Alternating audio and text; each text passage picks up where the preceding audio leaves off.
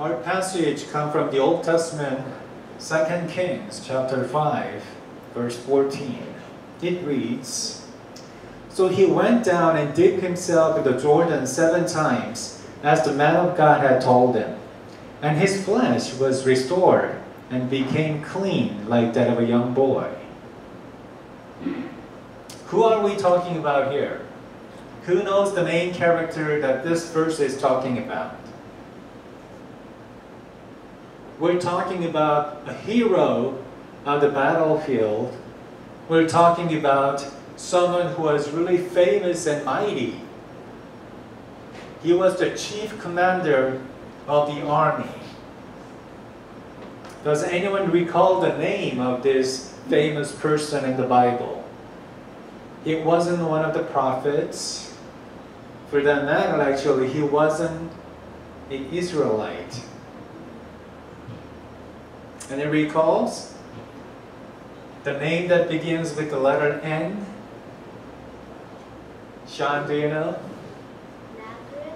Nazareth. Okay, Nazareth sounds pretty familiar, huh? Nazareth is the name of the town that Jesus grew. Jesus grew up in the town of Nazareth. Any other possible names that you can think of? This famous name in the Old Testament that begins with the letter N. Okay, Naaman.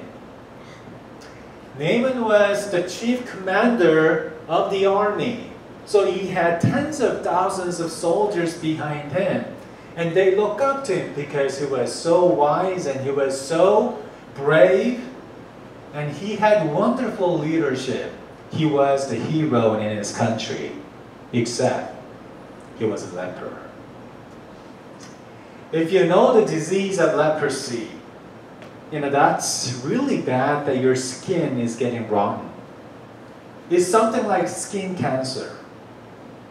Your skin is getting rotten and rotten and rotten and until you die. So it's one of those incurable diseases. And this commander Naaman had that disease. He went to the doctors and he took all the medicines he could possibly find, but nothing helped him. Nothing helped him.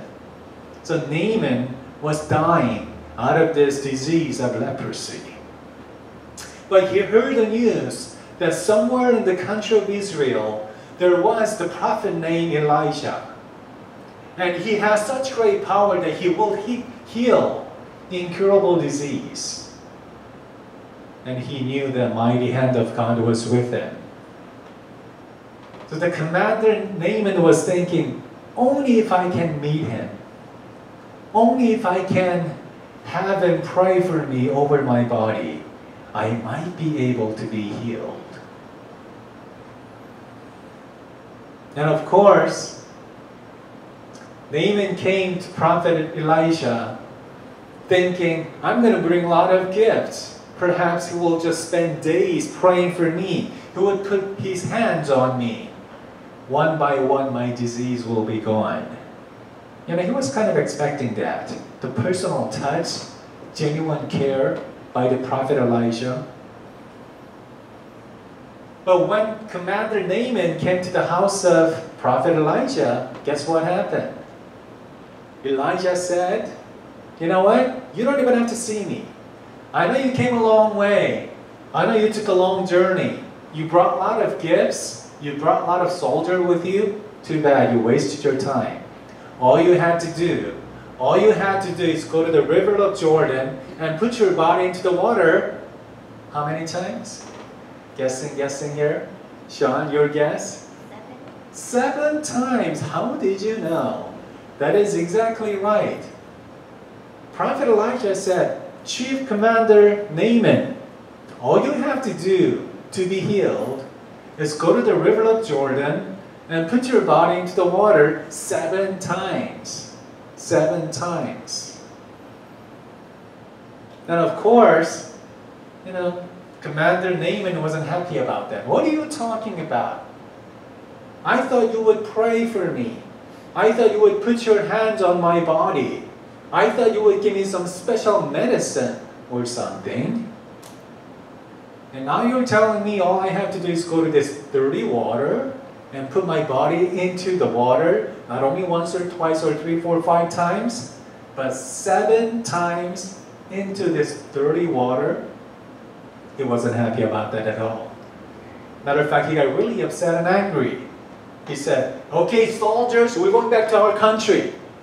I'm not going to put my body into this dirty water. Let's just go back, and if I have to die, I'll just die in peace. But luckily, among his soldiers, there was one wise person saying, Commander, you came all this way. What do you got to lose? Even if the prophet is wrong, what do you got to lose trying it? You know, the river Jordan is not too far from here. Why don't we just go there and try what he says? If it works, great. If it doesn't work, well, we tried. You came here all the way. Why not try what he says? So reluctantly, Naaman, the chief commander, went along with this wise person, went to the river, beginning to put down his body into the water. Once, nothing happened. Twice, nothing happened. You get the pattern here. 3, 4, 5, 6 times he put his body into the water. Nothing happened. Now he doesn't have any hope.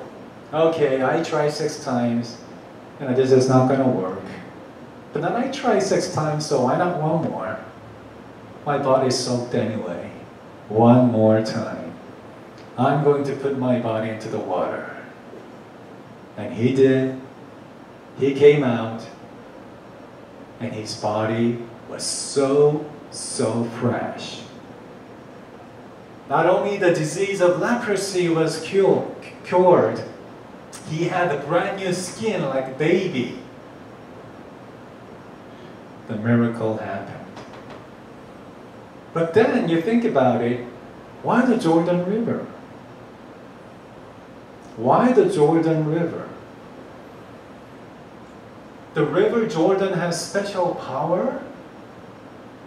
Or was it like some special medicated water that you put it on your body and everything is healed? You know, some people believe that. So a lot of people in the world today, they still want to, take the travel to Israel. They find that water, and I tell you, I saw the water on the video, it's not so clean. The Jordan River now is not so clean. Well, I don't think it was really clean back then. They did a bunch of stuff, like feeding the animals, and animals poop in the water. River is not clean water, right? But then still, to this day, a lot of people go to that river, putting their bodies into the water, thinking, the miracle that happened to Commander Naaman will happen to me. But there's something that they don't understand. It wasn't the water. It was the obedience. It was the faith. And every time the Bible talks about water, it symbolizes the Word of God. Word of God. So it's not the Jordan River or LA River or any other rivers in the world. It is the faith and obedience to the Word of God that brought the miracle. So this gives us the power. Whenever you have something that's incurable in your life, whenever there's a complex problem that you can solve on your own, come to the river of Jordan with your faith, with your obedience, listen to the Word of God, and be blessed, and your problem will be solved. Why 7 times? Okay, so Jordan River is good. It symbolizes the Word of God. We understand that. But why 7 times? Ailey, do you know why 7 times? Because always in the Bible, when something has to do with When something good happens, it usually takes 7 times. I like that answer. I like that answer. 7 is kind of a special number in the Bible, huh? Magic number? 7 is the magic number in the Bible. Sean, do you have some other idea? Obedience. Obedience. You know, I like those answers, obedience, magic number. And we're talking about trying it until it happens. You know, sometimes in the Bible, God says more than 7 times. Sometimes He says, do these 10 times. Sometimes He says, do these 120 times. One time He told His disciples, Jesus did, you need to forgive others. How many times? 70 times 7. How many times is that? 490 times. But we're not talking about the specific number.